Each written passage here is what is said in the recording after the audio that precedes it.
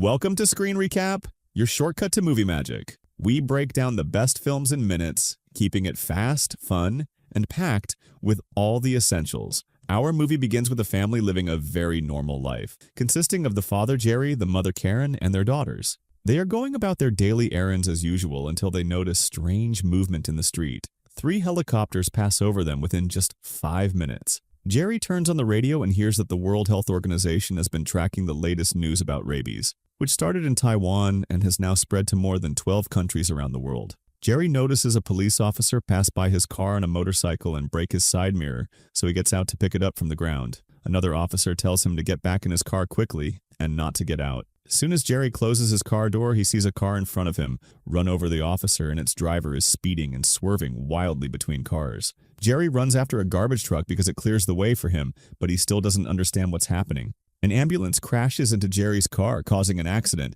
and people start running around like crazy as if they are being chased. Soon, people start attacking each other. One of them attacks a locked car, smashing his head through the glass to break it and get inside. Jerry watches all of this unfold and sees someone in front of him being bitten by a strange-looking person who then transforms and starts acting the same way, immediately attacking those around him. Jerry and his family run to the nearest car and escape. People all around are attacking and being bitten, and since their daughter has a breathing problem, she needs her device, which she drops during their escape. Jerry receives an important call from his friend Terry, who tells him he needs to return to work and that he'll send a helicopter to pick him up from his location. After Jerry ends the call, he heads to the nearest center to look for his daughter's medicine. Karen goes to get any food available, but 2 people try to assault her. Jerry manages to defend her with a rifle and kills one of them, saving his wife from their grip. They leave the store to find their car has been stolen. They head to the nearest building and Jerry calls Terry to give him the address, saying he'll wait for the helicopter on the rooftop at sunrise. They all run to the building, and Jerry tries to block the main door behind them, but the infected manage to get in anyway and start climbing the stairs to get to Jerry and his family. They reach an apartment with residents who let them in to hide with them. The owner of the apartment is hiding there with his family and offers food and drink to Jerry and his family. When they turn on the radio, they hear an announcement from the state police, advising all citizens to stay in their homes and not to leave, and to stock up on food and water for at least 2 weeks. There is an unknown virus spreading in the state. Jerry remains hidden until sunrise. He wraps magazines around his arm to protect himself from bites if possible, and heads to the rooftop again. But they are attacked by the infected. Jerry tries to escape, but one of them attacks him, and their blood gets into Jerry's mouth.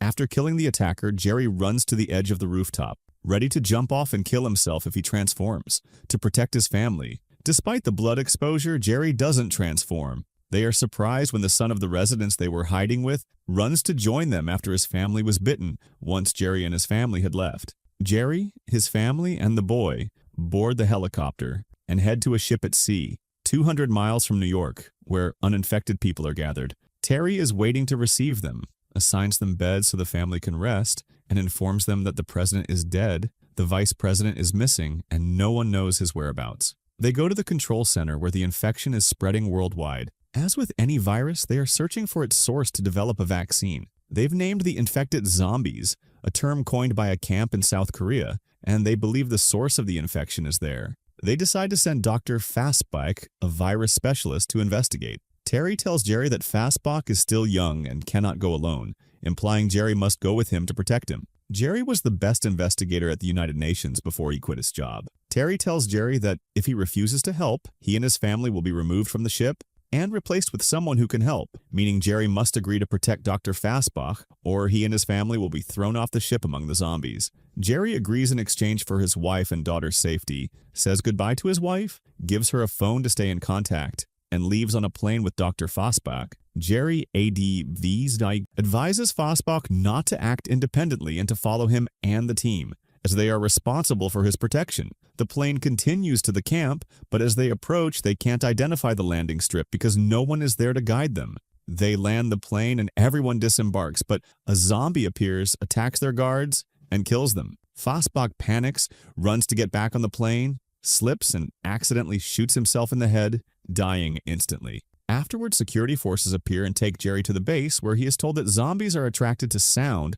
Bullets only slow them down but don't kill them unless the shot is to the head. They all go to a room with 16 people. The first was an officer who disappeared without leave and was later reported at his post, foaming at the mouth. He was supposed to be dead but attacked the doctor examining him. who also turned, and soon everyone in the unit became zombies. There's no hope of learning anything from the infected officer, as the whole unit was burned along with its records. The only witness was the captain, who managed to escape before being bitten. Jerry finds a madman in a cell, a former American intelligence agent who lost his mind after what he witnessed. Jerry asks him what happened and finds he pulled out all his teeth so that if he turned into a zombie, he couldn't bite or hurt anyone. The man tells Jerry that if he wants answers, he should go to Palestine, where they built high walls to protect themselves, and ask for someone named Jurgen, who will explain everything. Jerry believes him, as he has no other leads, and asks his team to head to Jerusalem immediately. First, they need to refuel their plane.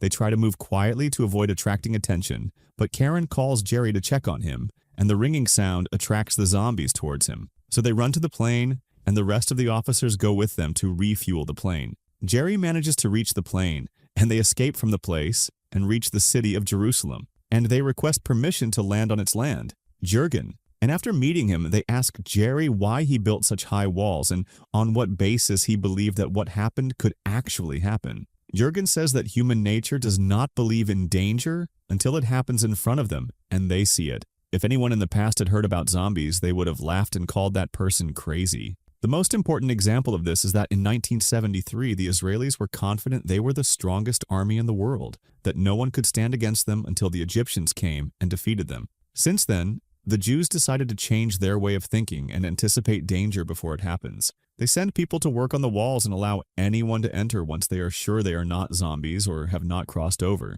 All those inside the walls are happy and sing loudly, and they have very loud speakers. This attracts the attention of the zombies outside the wall, who try to get in by any means. Eventually, the zombies pile up their bodies to form a high ladder and are able to climb over the wall, breach it, and attack from above. The forces try to kill all the zombies entering the area, but they fail to contain the threat. Jerry notices that the zombies run past an old man without paying any attention to him, as if he doesn't exist. After that, he runs towards a helicopter to get away from the area, running through corridors protected by fences and metal bars. But all the zombies attack and destroy the barriers and grab an officer to kill him. At that moment, the officer opens a grenade he has, and it explodes among them all. Jerry gains a little time to escape from the zombies chasing him and his group. A flood of zombies sweeps the streets of Jerusalem. While escaping, Jerry notices a young man standing among the zombies without being touched or attacked. He realizes there is something special about each person who can stand among the zombies without being attacked, like the old man and the young man in front of him. This might be the key to the mystery. A zombie attacks one of their group named Sagan. After the zombie attacks, Jerry cuts off Sagan's hand so the infection doesn't reach her. He waits in front of her for 10 seconds to make sure she doesn't turn. As soon as he is sure, he heads to the plane, but the plane has already taken off and left the airport. Jerry resorts to a passenger plane to escape before they die there. He calls Terry to tell him what he learned, that there are people who do not attract zombies, and that he needs to know the nearest medical center to head to. After Terry learns Jerry's location from the pilot, he tells him which center to go to. During the flight, there is a zombie in the plane's hold who attacks the flight attendant as soon as she opens the door. The zombies start attacking the first-class passengers. Jerry hears them and tries to separate first class from economy class using the luggage. He tells all the passengers to stay completely silent, but someone accidentally makes a sound near the zombies, attracting their attention. The zombies then attack them too. Jerry is forced to take a grenade from Sagan and throw it at the zombies to make a hole in the plane, sucking all the zombies out. The pilot tries to save them as much as possible. The grenade explodes and all the zombies fall out. The plane is destroyed, but Jerry and Sagan manage to get out safely. They head to the medical facility Terry told him about. Both of them faint at its entrance.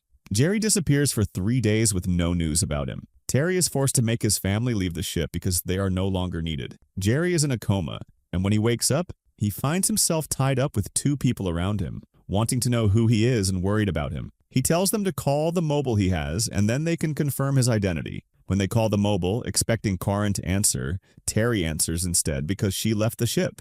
Jerry understands that his wife and daughters left the ship.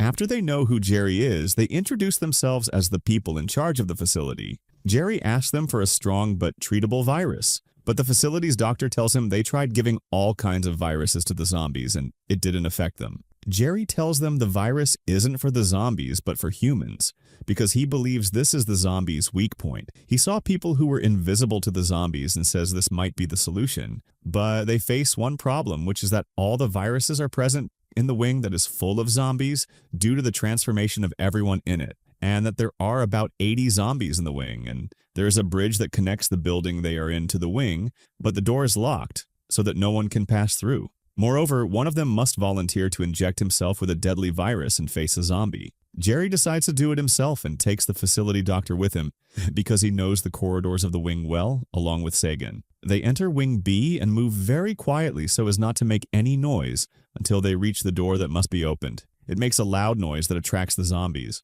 The first one who tries to attack them is killed by Sagan with a gun, with bullets attracting everyone there, and runs after them until they disappear. Signa and the doctor return to the main building, and Jerry finds himself in front of the place he wants to go and enters the room where the virus is, and it is well protected, and he enters through a secure door. After he takes the things he wants, he finds that there is a zombie standing at the door of the room, waiting for him to come out to kill him. He does not know what to do until he decides to inject himself with a virus and tries his idea on it, and he injects himself with any virus in front of him and stays sitting for a while until the virus is destroyed. After that, he stands in front of the door of the room and opens it, and it appears that the zombie doesn't recognize him or see him in front of him, and Jerry's plan succeeds, and he immediately returns to the main building and opens the Pepsi machine so that everyone in it falls to the ground, and he runs towards the zombies and passes among them very quietly to the point that one of them hits him and does not even feel his presence, and he succeeded to determine the wild camp where his family is located, and he goes to them after discovering the zombies' weak point. And the World Health Organization is able to make a camouflage vaccine for the healthy, and evil appears all over the world, and governments continue to kill and burn as many zombies as possible because the infected will not be recovered, and they are trying to protect humans from the transformation. This marks the end of the movie. Subscribe to the channel and activate the notification button so you never miss an updates. See you